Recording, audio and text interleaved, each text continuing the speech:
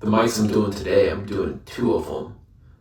The first one I'm doing is Starlight. The only reason I'm name dropping it is because you'll see the name of it behind me. But it's probably the top 2 mic in Charlotte. Like from a crowd perspective, the crowd is always there. I should have a better set than I did last night. I mean, it's fine if I don't. It's typically a better crowd. And if I got laughs with the material last night, it should do better tonight. And with a little bit more thought put into the stuff that worked and pulling away from what didn't work. Not sure if I want to leave whole sets in. Like I pretty much left an unedited set in last video. And since I'll do 8 minutes of stage time tonight, I don't know if it's worth putting in both. I'm probably going to do it this time. But if anyone has any ideas in the comments, let me know about that. Because I could go either way. Like I understand cutting it up so it's more concise, but also leaving it uncut will show the whole sort of vibe of the open mic. So the thing about this mic, it's a sort of random order. You could show up first and you could go up last. And there's been like 30 people showing up for this mic, so you might get up at 7:30, you might get up at 10. Let's hope I get up on the earlier side today. And I'll probably do the pretty similar material at both mics. Like I'll probably try to switch it up some for the video, but I'm still trying to work through my new jokes I wrote. And so now I'm going to show you what I did at Starlight. I really want to meet the first person who was called Lazy Susan. It's like, how did someone being lazy turn into that little thing in the corner of your kitchen that just spins in a circle? Like, how does being lazy make you think of that? So, like, I think the town Lazy Susan came from didn't know what lazy meant. Unless it was just someone spinning an office chair all day. It's like, that's the only thing that would sort of make sense for that. It's like, I guess Lazy Susan spinning in a circle again.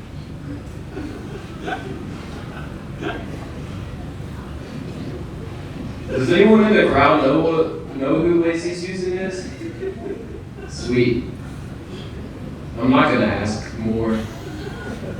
I'm not too curious tonight. Just a little bit. Speaking of my curiosities, I'm going to make an assumption that heaven is real. And so in this version of heaven, I think your like dead relatives, they get to see movies of your life. And that's how they catch up with you. So they go into a movie, it's like 5 years of your life.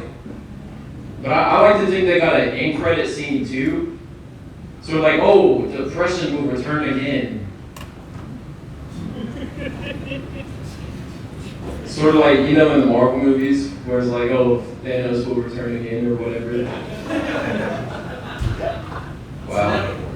I might be in the wrong universe right now. Uh-oh. Don't know how to get back. But I know baby got back. Oh yeah.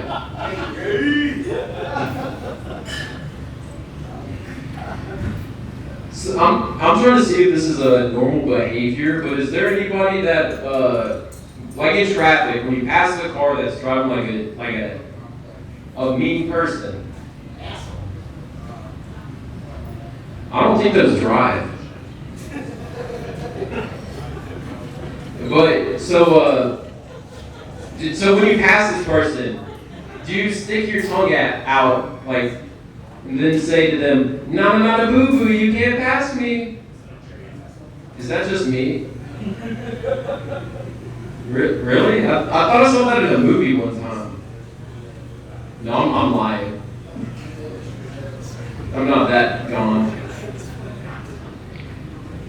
So if you guys aren't familiar with what I'm doing, please don't block my camera. Appreciate it. Back to what I was saying. I've been working on a joke book recently, and that's what my whole set has been. It's not going in a joke book until every joke gets a laugh. And I said there's going to be 1,000 of these jokes, and I don't have unlimited time. I'm only 25. It's like, I don't know if I'm not going to keep going down that rabbit hole of calling myself bad. See, that was like turn. It's like, don't do that. Okay. I feel like people are like, oh, being an actor is a cool career. But they're just people that want to be spies that are scared of dying. It's like the best actors are spies because if they mess up a line, they don't get to reshoot it. They might get reshot, but I don't know. I didn't find a punchline. Sorry. Maybe I'll find it tomorrow. For my set at Starlight, I jinxed myself a little bit saying how good the room is and how well I normally do there, and then I didn't do well. But I still got like some giggles. It's just they weren't real laughs. And it wasn't that fun of a set. It felt like I had to work really hard to get a very small reaction. And I went up second in the night. And it was weird having a joke that I opened with tonight that crushed setting it up the night before. That sort of fizzled off near the end, where the end of the joke did better. I guess we'll keep doing it and we'll see. Also, cut out the end of my set because I did a joke I did yesterday about pickleball. And it didn't do too well, but I also didn't change it up too much. And I tried to riff on it and I took just the wrong direction for it. So I just cut it out. Just because I have more material I'm going to post in this video. Another thing with the joke about relatives in heaven, I need to change the line about depression will return just because I feel like that's too easy of a line. And it didn't really get much of a laugh, but I feel like if there's something similar that's more out there, I think it would get a better response. So I'll try to think of that before I go up tomorrow. And also, the biggest laugh I had of the night was from a riff when I just said, "Baby got back." So I guess I'll take that. That was surprising that I got that reaction. There's a moment during the me passing a car joke where I censored myself on stage and I would have said a different word, but then I was like, wait, I don't want to really post myself cussing online. But one thing about that set that I feel pretty good about is even though it felt like I was bombing, I delivered my material like I wasn't bombing. And I stayed in my cadence, because I feel like sometimes when I have a bad set, I speed things up too much. But I didn't speed things up, I just didn't get laughs. I feel like with one mic, it's like, you can learn something from every open mic you do, but you can't try to make major takeaways from individual open mics, because if I did that yesterday, it's like, oh, I would have thought I had some killer jokes that needed no work out the bat, and then the next day they didn't work, and it's like, oh, man, what if they're not good jokes at all? And it's probably something in the middle, but only time will tell. Now it's time for me to talk about the next open mic of the night. So the next mic I'm doing tonight is at a bar. It's outside when it's warm out, which is better for the room, because it's just a bar where people are playing pool or playing darts or talking to people. Like, it's just a bar. They're not there for comedy night. But when it's outside, sometimes people are there for it because they'll come outside and be like, oh, I would rather do this tonight. And so you don't have to yell to speak over the crowd. And you can actually get laughs. I don't know if you guys remember, but the last comic on stage was talking about hair loss. And I saw something recently. There's this new, oil you can put on your hair. It'll increase your hair growth by 539%. I think that's too much hair, personally. You don't need more than maybe 110%. It's I feel like with a hair transplant, you get back to work the next work week, and they're like, oh, wow, you must have gone to Turkey. But with this new hair growth oil, you're going to come back and be like, oh, wow, it was a full moon last night. I've been trying to become, I feel like as good of a comedian as you can be, and I feel like the peak of being a comedian is being able to release a joke book. Because I feel like they definitely tested all those jokes on stage. It's like, I'll probably read a joke book on stage one day. Probably won't be mine. I feel like the people with joke books, they just had to make the publisher laugh. It's like, I'm not committing to this bit. I'm going to just leave it. Careful over there.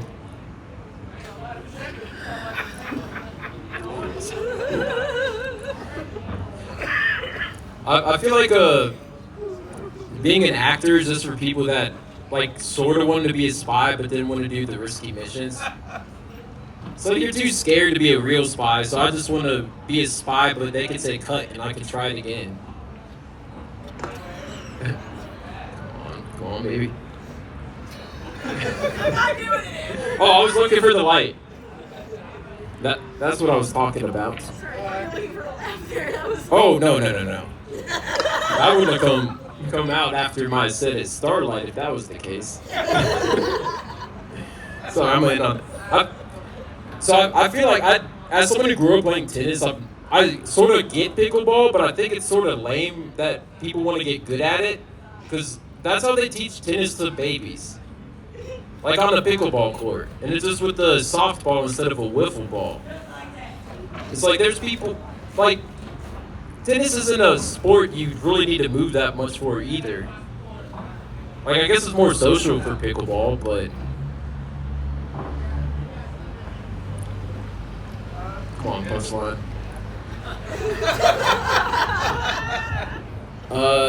If you want to see that Punchline, I might do it at my open mic this Saturday. At Dish. 9:30 sign up, 10 p.m. showtime. $2 PBRs and food till 2 a.m. But hopefully the great host here will be there. For my second set of the night, there isn't too much to talk about just because it's a 3-minute set, and I also just messed around. And I was just trying to get a read on some of the same material. I need to rework the joke book joke, because there isn't really a punchline for it. So like, I just really went up with a joke with no punchline, and I hoped I could find it on stage, but I couldn't. Like, every once in a while I find something unprepared, but because I feel like it's almost like the procrastinator in me. It's like I need a little pressure to find it sometimes, but not with that joke. And same with the spy joke. Like, I think it's a decent premise. It's just, there isn't really much to it. Like, I need to rework that one too. Or I could just try a different joke, which is what I'll probably do, because I have other stuff to work on as well. Every joke doesn't have to be a winner. Sometimes you can just throw it on the back burner and come back to it later, or just forget about it. Like, sometimes I've written jokes where old jokes that I couldn't figure out how to work are almost transitions into a joke. That's a better version of the joke I tried to write initially. And so let's hope something like that happens with the joke book or the spy joke. I mean, I haven't put too much thought into it, so maybe I could think about it some more, but I'm pretty stumped on those for the time being. I feel like I did pretty well riffing in that set. Like, come on, punchline, after trying to riff to find a punchline. Like, I might have to keep that and use that as a punchline for something. Like, that worked way better than I thought it would have. And also, every time you beg for the light to be given so you can get off stage, that always gets a quick laugh. That's all I have for today. I'll see you tomorrow. If you're still here, you like the video, you subscribe if you're not already. And one last thing, Irish goodbye.